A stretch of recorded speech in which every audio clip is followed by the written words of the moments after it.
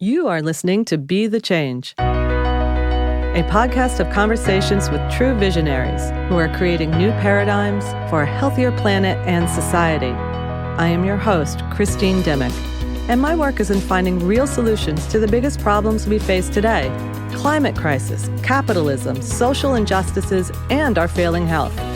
There are amazing humans out there that have answers, and it is my mission to have their voices heard. Together, we can raise consciousness and create a just and equal society. Together, we can be the change.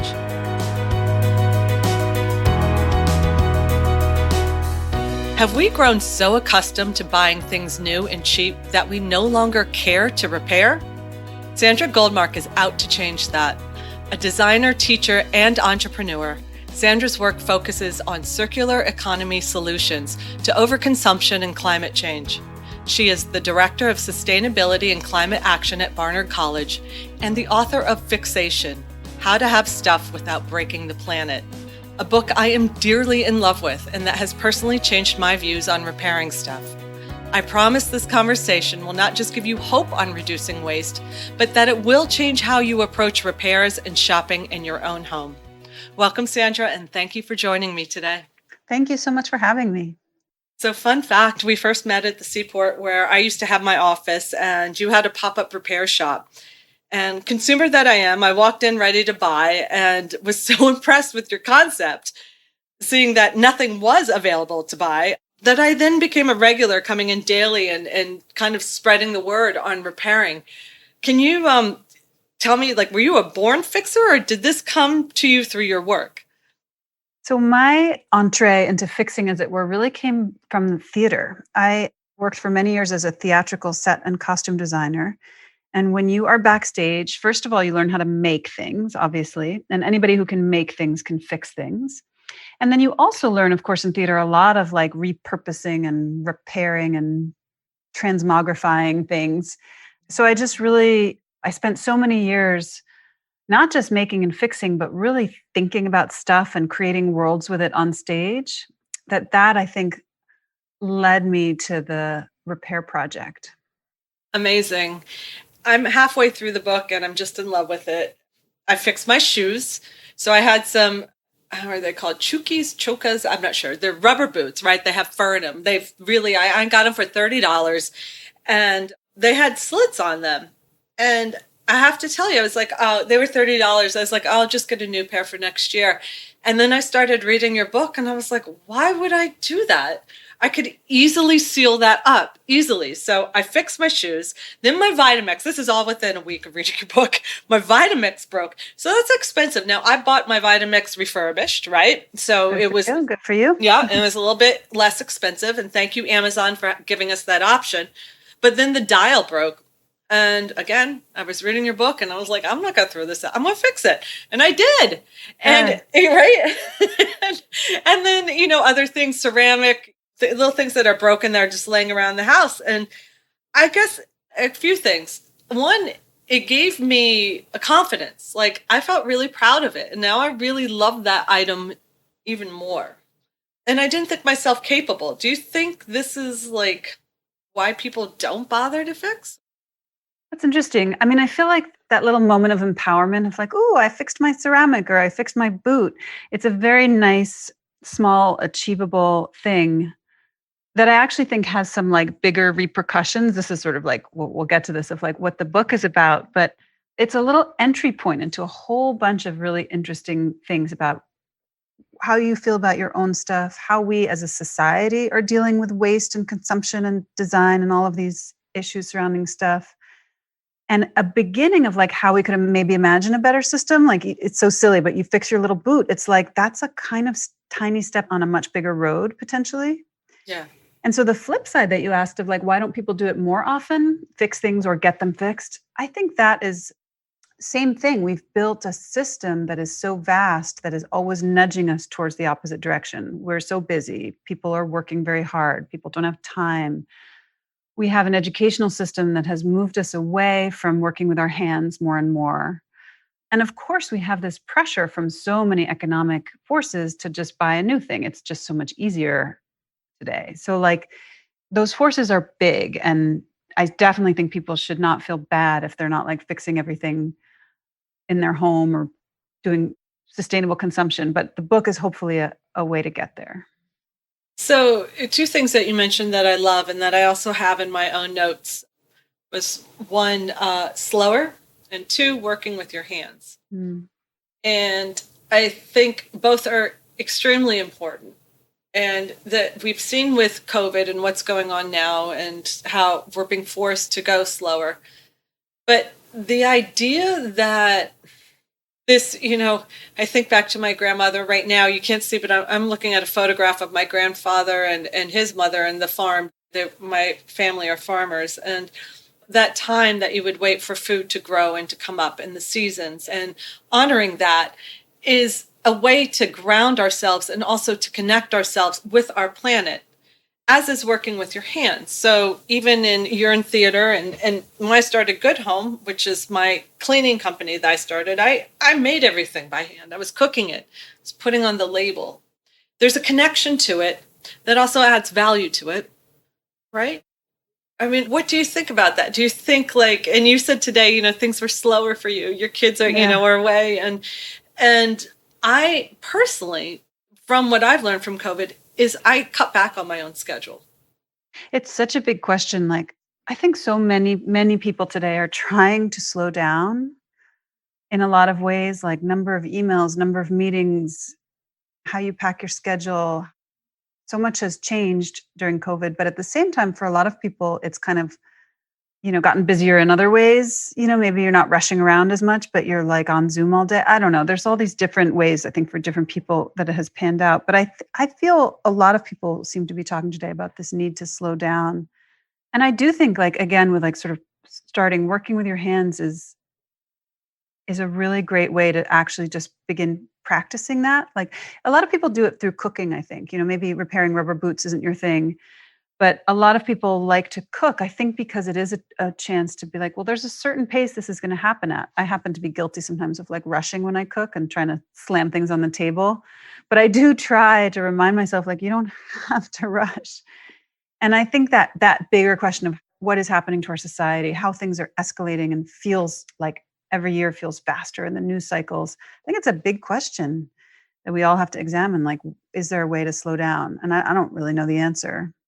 Sure, I think by the simple act of repairing, and when we look at our stuff that not disposable, then we stop purchasing as much, right? Yeah, like you described it yourself, like you were sort of going to go buy the new Vitamix and then you had a little moment of pause, Yeah. a little slowdown. And I think that moment of pause before you buy is a really important one, because it's, again, right now the systems are built so that it's super easy for you to just go click Amazon and buy the new Vitamix. Blah, blah, blah.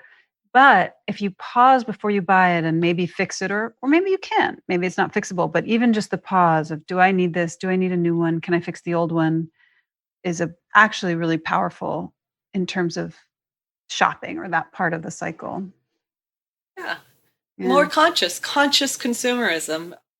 So I briefly mentioned your pop-up shop, but that's kind of where it started. Well, get me back to where, you were in theater, and so you would do this, but then what happened? Were you just I read the book, so I kind of know what happened, but tell people this idea from theater to actually you had repair shops popped up. It's around the city, which were super So cool. so I had designed for theater for, my whole life, which creates a lot of waste. That's another way that theater kind of led me to this, is that as a designer, you are just creating thousands and thousands of pounds of waste every show, every year. You're buying costumes off the rack, cheap stuff that is made for not fair wages. And after a while, it started to feel not right. I felt this big cognitive dissonance between things I thought I cared about and the way I was acting every single day at work. So with that background of, I know how to make things, I know how to fix things, but I'm also, talk about speed, doing 10 or 12 shows a year, and we're making the set as fast as we can, and we're ordering the costumes as quick as we can because we got to get on stage tomorrow. Like, it didn't work. It didn't make sense. So in that moment, I had my second child. So I was home on maternity leave, which was a little pause in the work, a little slowing down of that hamster wheel. And at that same time, like you, a bunch of stuff like just broke around the house. For me, it was a toaster oven, a lamp, a vacuum, a backpack, nothing very exciting. But I felt kind of stubborn about it. Like I didn't want to buy a new vacuum. I thought it was stupid that I couldn't get it fixed easily. And I knew that it was probably possible, probably frankly easy to fix it. That was from theater. So somehow in that pause, it's funny, yeah, in that moment of stoppage that having, a maternity leave can sometimes bring for your second child. Your first child, you're trying to take care of the baby, but second child, I was like, Yeah. I can actually rest a little. I don't know. So in that moment, I thought, well, I want to do something. I want to test this out. Do other people feel frustrated as well? Do other people feel like it doesn't make sense? Like that dissonance I had at work, the way I wanted to be and the way I was working, and at home, the way I felt like it should be possible to get this vacuum fixed. And yet the reality, that cognitive dissonance, I wondered if other people felt it. So long story short, we decided to start opening these just one. We were going to start with just one little repair shop. And so we got a little storefront in our neighborhood and we got some theater friends to come and help fix things. And people in the neighborhood started showing up and we started fixing things and it was fun and everybody was excited about it. And it was like a 4-week pop-up.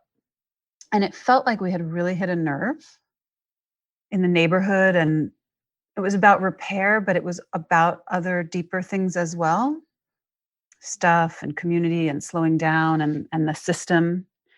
So we kept going. And over 7 years, we did, I think it was more than a dozen of these short-term shops. And the one you came to actually was the last one where we expanded. Instead of just a repair shop, we also had what we called good new items, like, because you are going to buy new sometimes. And so what makes something good? We had used items to sort of try to embody this idea that why is the vast majority of things that we buy new? Like why? It doesn't make sense given how much there is in the world. And then of course we had the repair shop to sort of bring in this idea of a circular pattern. And so that's it. Like that's the whole story of the repair shops, of how they started. And it went on a long time, 7 years. Do you think you'll do another or are you done? I don't think I'm going to do more of the shops necessarily, because for me, I had this big dilemma. Like, do I keep doing these shops? Do I quit my teaching job and full-time run these shops? And while I was asking that question, I got the opportunity to write the book. Mm-hmm. And the book felt like a really important way for me to kind of tell the story and hopefully inspire other bigger businesses to think about their business model and could they pick this up, and to help individuals feel like, oh, this is possible. I can do this. I don't have to feel frustrated and overwhelmed. And lastly, to sort of point out some of the policy changes that need to happen to kind of really pave the way for a better system of stuff. Yeah, absolutely. And one of the things that I was struck with when we met was your idea of, and I think you did meet with Target. I'm not sure. I'll let you go into that, about bringing in resale into the retail shops. But like Walmart, as you're saying, why doesn't Walmart have a repair shop for the stuff we buy there? Like, great question. So were you successful in meeting with some of these corporations? I did. I met with Target. I think it's going to happen. It is happening. In 2013, when I forgot to mention that. My first thing was I wrote this big letter to Walmart to say, you got to do this. And then we thought, well, they're not going to read our letter. Let's do our own little shop. But in 2013, people were kind of laughing indulgently, like, oh, that's so funny, as if to think a big multinational corporation would change their whole business model to incorporate reuse and repair. Ha ha ha. Their core business model is about selling new stuff. And I thought then, and I think I'm being proved right now, that they are looking down the road and they know that that model is not sustainable. And the proof is actually in the pudding, which is that IKEA, just after the book came out in 2020, IKEA committed to becoming fully circular by 2030. And they instituted a global buyback program. They're really thinking about reuse and refurbishment and repair. They're still in the baby stages. Okay. But they're doing it. They've committed to it. And you can bet that Walmart and Target and everybody is also thinking about it and talking about it. So it's really exciting. Like, it's happening. That is fantastic. Do you think it was because of your letter that you wrote to Walmart? Because I do. That's awesome. Yeah, I'm not sure I ever actually sent it, but You did? Okay. I don't think I can take credit, but I think I can count myself as part of what I do call that larger stuff movement, as a part of a lot of people and businesses, small and large, looking at this messed up system and being like, all right, we gotta do this differently. Yeah, you give me so much hope. I'd love talking to big-brained individuals such as yourself, like big change makers who have these amazing ideas, and it's happening, and it just, I don't know, it gives me hope. So thank you. What about fashion? We know that that's such a huge problem. Personally, I only buy now, like the Real Real has been a game changer for me. If I wear it and then I get tired of it, I resell it on Real Real or I repair it. Like there's no need anymore. Do you see that model happening like for the Gap? Yeah, every business in the world is looking at the explosion of resale in fashion because you can't not see it. And fashion's really interesting within this whole world of circularity and repair and reuse because, like IKEA, in some ways, they're sort of the worst offenders. Like IKEA wrote the book on disposable furniture. So it's really interesting that they're the ones who are really going hardest on circularity. And in the fashion world, of course, they've got fast fashion sort of to cope with and atone for. And because I think of the huge backlash against all of the social and environmental impacts of fast fashion, the fashion industry has some of the most advanced and most interesting initiatives of surrounding circularity. There's still a huge way to go, but it's just taking off and it's exciting. So in some ways their fashion is leading the way, I think, to this new kind of system of stuff. Oh, cool. Well, I can't wait to see that. Yeah. I think so far I've only seen, I know Eileen Fisher.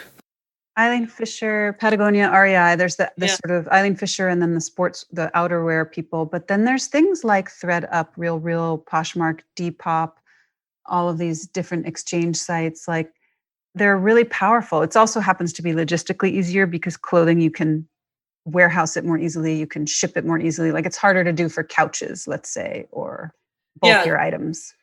Yeah, I think, you brought up an interesting subject of IKEA, how they were like disposable furniture. Like it was like, oh, I'm not going to buy IKEA. I'm going to buy something that I'm going to have for a long time, and then here they are making these changes.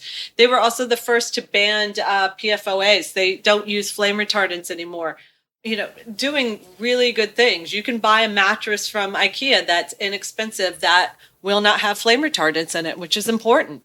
And they're kind of leading the way. Yeah. Which I think we do have to look at also when you're looking at furniture. I have, stuff, I mean, I'm an 80s kid. So I had everything. All my clothing was resale and my furniture too. Kids who just pick it up off the street and do that, but not so much anymore. So how do we get over that? I would love to, if you have any suggestions or what people could do, particularly like with their furniture. I know, people are trying to upgrade, or it's like, as so many people have said, during COVID, like the Salvation Army isn't picking up. Like people don't want the stuff anymore because of COVID, and there's guilt. Like, we just got a new couch. We've had a couch for 15 years. Our other one was still okay, but it only could fit 2 people and we have 3. So, like, what can we do with that? So this is where the book has these really simple steps. Have good stuff, not too much, mostly reclaimed, care for it, pass it on. And the key step is mostly reclaimed. Like if we want to be able to pass on our couches or t-shirts or blenders or whatever it is, when we're done with them, we need to be buying used ones and refurbishing or recovering them if they're not exactly right for some reason. But if we're only donating, it's very logically, it doesn't make sense. There has to be a market for these goods. And for large items like couches, it has to be a local market. So one of the best companies in New York is Apt Deco, APT Deco. They sell, and you can sell and buy on their site. They have really nice curated goods so that, you're not combing through like 80 pages of Craigslist and having to, they deliver. In that pop-up that you saw, almost all the furniture there was from Apt Deco. Amazing. And it's like, that is the kind of startup that gets me super excited because it is what it is. People's instinct is to say, I want to donate this, but as you said, Goodwill is glutted. They won't take it anymore. Salvation Army is full. Even this predates COVID. Yeah. The only way out of that is for everybody to be buying used instead of buying new. And you can do it in ways now today where, just like you're now totally comfortable on the Real, like it works for you. Yeah. We're doing the same for furniture. AppDeco is the company that's like furthest down the road. And it's going to be so exciting when we get there. I can't Part wait. of that has to be refurbishing and repair. Because like sometimes a couch needs to be recovered or a chair de-wobbled. And there is an end of life part to this conversation as well. Like I'm not crazy. Sometimes something's at the end of the line. Yeah. But that circle, that's what needs to get easier for people. So like you shouldn't be puzzled anymore, hopefully, when you're like, oh, how do I do this? You buy it off AppDeco or some of those similar sites and you sell your old couch on there. And we've created a loop. There you go. Well, again, big brain. You are so smart. And I'm going to check out AppDeco right away and see that, because that is it. And make it easy like the Real. And I just, it just comes and it goes and it just flows and is completely circular. Do you have any thoughts on plastic? I have a lot of thoughts on plastic. I don't have a lot of good answers on plastic. It's so complicated. It feels so bad. If you're a data person, if you look at the numbers of the amount of waste and the really low numbers of recycling rates, if you're an image person and you look at the pictures of decomposing albatrosses and whales with plastic in them, however the message gets through to you, it is not a good message, but it's everywhere in our society. It does have some uses, some really important uses. I guess for me, like the answer or an answer that I have for plastic is that we need to begin as a society to use it way, way, way more judiciously. Like, let's start there. Let's not say no more plastic, it's going to go away. But how can we use it really much more carefully and thoughtfully so it's not all over the place, single use? It's crazy. Yeah. I haven't seen anything, as you and I both know, if it can even be recycled, it can be recycled 5 times max, right? Then it turns into microplastics.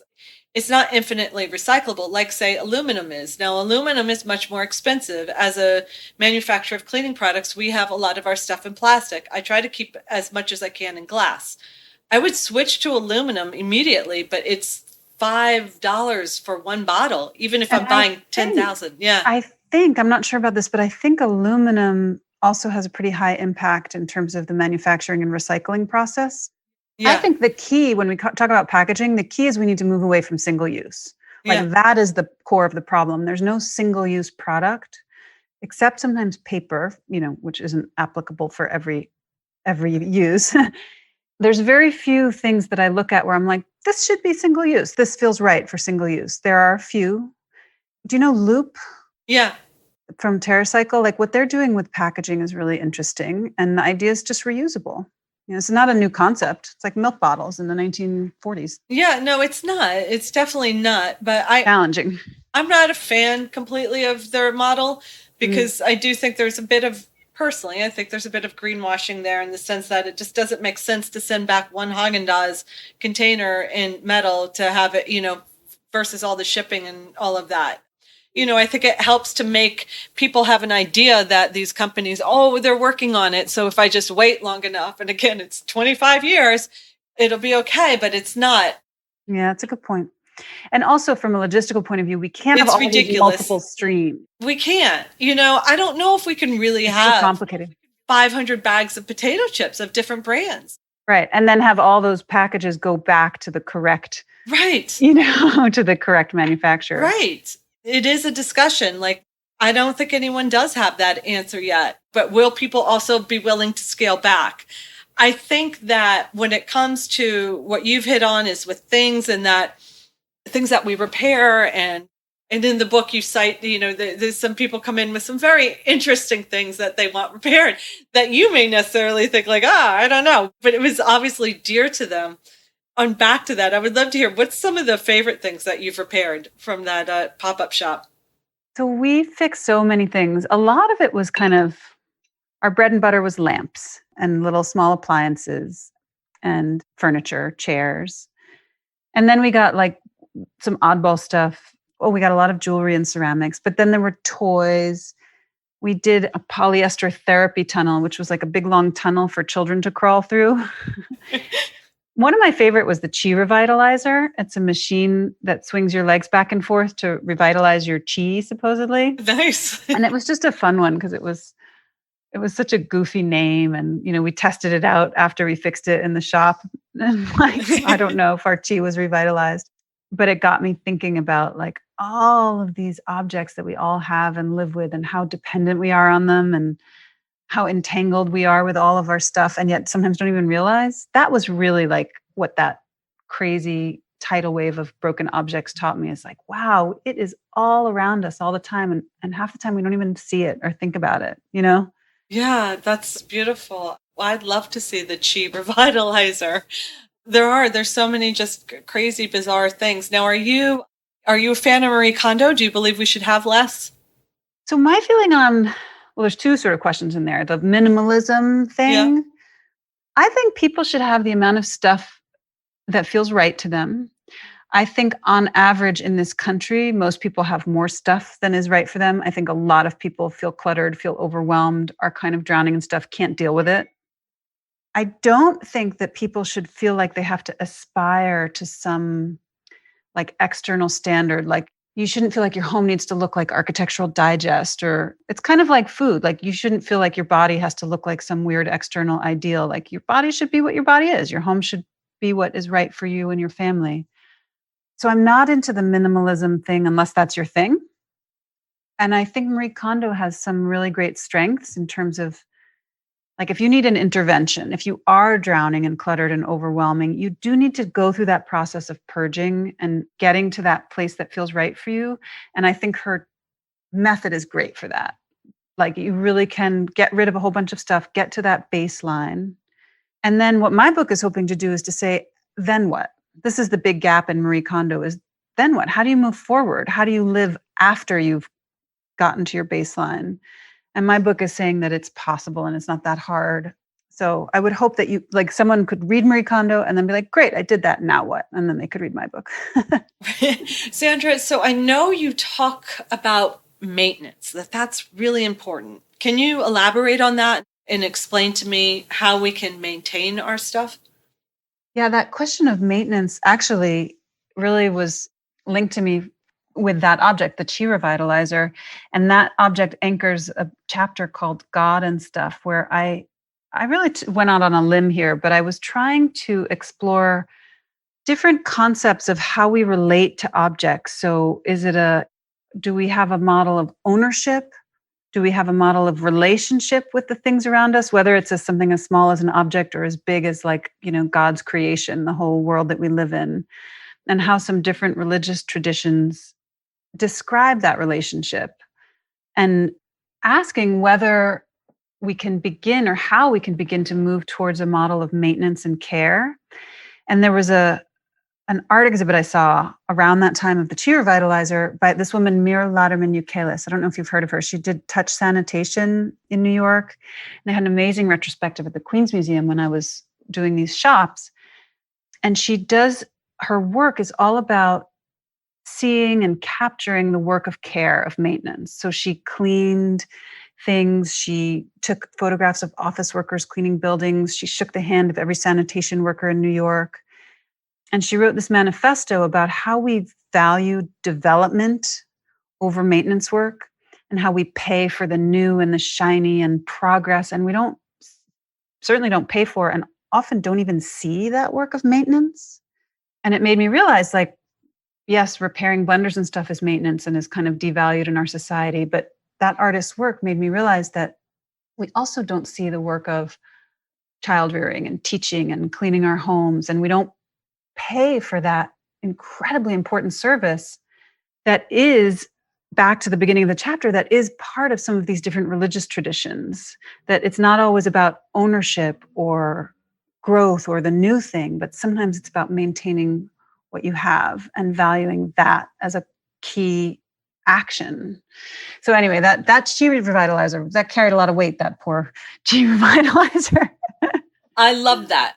I love maintenance, and I love how you tie that in, and it's a metaphor for how we take care of our society and how that isn't valued, as you said, and that it is the bright and the shiny and the new that we're attracted to. but not giving value to what is essentially in life is a marathon. This isn't a sprint. We see everything as a sprint. And I think it goes back to the beginning of our conversation when we're talking about slowing down and having that appreciation. And if you maintain your stuff, it has more value. It gives it more importance. Like a desk or something that you've had in your family for years. And who's not to say that the mid-century modern desk that I'm sitting at right now, that my son's daughter, it could have that importance. And we've lost that. And I think your book, it's an emotional book as well as taking physical action. Absolutely. And it kind of goes back to your first thing of like a little pause and that little moment of care to fix your rubber boots. Yeah. Can be sort of a symbol or a precursor to maybe a larger societal shift of like pausing and elevating care, so that it's not that shiny and new isn't good. Shiny and new is wonderful, but we can elevate care and maintenance alongside it. Yes, that mind shift definitely has to take place in order for us to survive. I absolutely believe that. We're always pushing innovation, innovation, innovation. I think Bernie Sanders had said, Elon Musk is like, we're going to go to the moon and this. And then Bernie Sanders was like, great, but can we really focus on healthcare right now? Because not everyone has that. And that's that. That's a classic example, of like development, progress, go to the moon. But we have people who need to be taken care of in some basic ways. And we need to pay for that and value that work in a big way. Yes. And another thing, Sandra, that I would add is that buying new things and constantly feeling like you have to upgrade not only is money, but it's your time. And once you're happy with the stuff you have, okay, it's nice to have a new lipstick. I agree with that. I get that, but it doesn't always have to be like this constant thing of buying. No, it's a treat. It's a wonderful treat. Yes. And we could just sit. And then guess what we can do with that time? That stuff that we're always complaining about, that we don't have enough time for our family. We don't have time to take a picnic, see our friends, have that phone call. Well, you do have that time then. Hopefully. Because you're not busy, I have to go buy a new jacket for a trip or whatever, etc. So anyhow. So tell us again, what are the things that we need to look out for in our own? So the way forward, and again, this applies to individuals as much as businesses, is have good stuff. So if you're going to buy something new, you should pause. You should think about whether you really need it and where you're going to get it, and whether you can find something good, sustainably and ethically produced, repairable. Basically, new stuff is where the impact comes from on the planet and on the communities who make our stuff. So I think when we're buying new, we need to really be careful and kind of do it right and rarely. Step 2 is not too much. We do need to find ways to keep that clutter down. Again, pausing before you buy is a good way. Doing a little Marie Kondo if you need to. Step 3 is mostly reclaimed.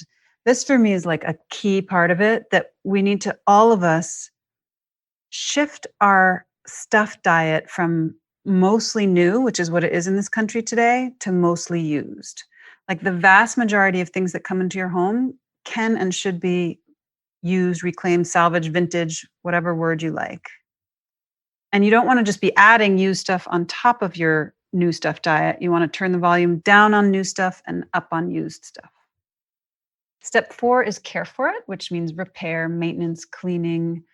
Just again, really valuing that work of caring for what we have is important. And then step 5 is pass it on. Like not everything you buy do you have to treasure forever and ever. It's okay. You can be done with it or decide you want a different one. And you just need to find a way to pass it on into another system. Like give it to somebody else, sell it on App Deco. Ideally, live in a system where it can be broken down into its component parts and remanufactured. Some of these steps you can do right now as an individual, and some of them we need some bigger systemic stuff to get in place, but it doesn't mean you can't start right now. Amazing. I love that. And I'm so into that App Deco, and also looking forward to our places where we will be able to to go to West Elm. I have a desk. I don't need it. It's a great desk. Can't sell it right now. Get it back to them and have someone else buy it. I mean, I'm super excited. So tell me, so we've come to the end where the last question is what I ask everyone is, what keeps you being the change and not giving up. So I know that the space can be a lot to hold and that there's disappointments along the way, but what keeps you in hope and what keeps you just getting up in the morning and being the change? Well, that's very kind. I don't know that I do get up every morning to be the change, but for me, it feels good. Like it feels better to be trying. There are definitely days when I get frustrated and want to give up and say this is stupid. But generally speaking, it feels right to be trying to make the world better and live in a way that I don't have that cognitive dissonance, like live in a way where I can try to be in alignment with who I want to be and how I hope the world can be. And then, of course, it helps to look at what other people are doing and be inspired by what they're doing, to feel like, yeah, I can make some change in my little corner of the world. That feels good.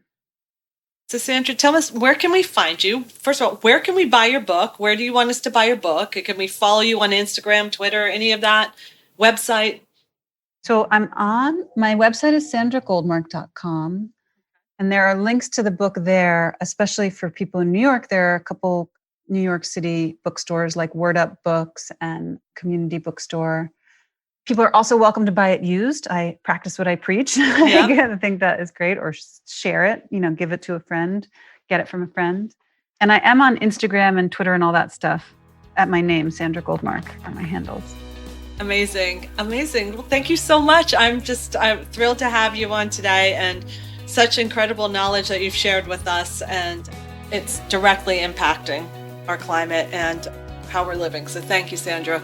Appreciate it. Thank you so much for having me. It's really fun chatting.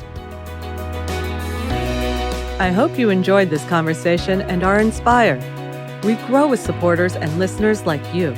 So please share this podcast with your community and follow us on Instagram at bethechange.nyc. And to learn more about our guests and what you can do to be the change, go to our website at www.bethechange.nyc. That's bethechange.nyc. Thank you and be well.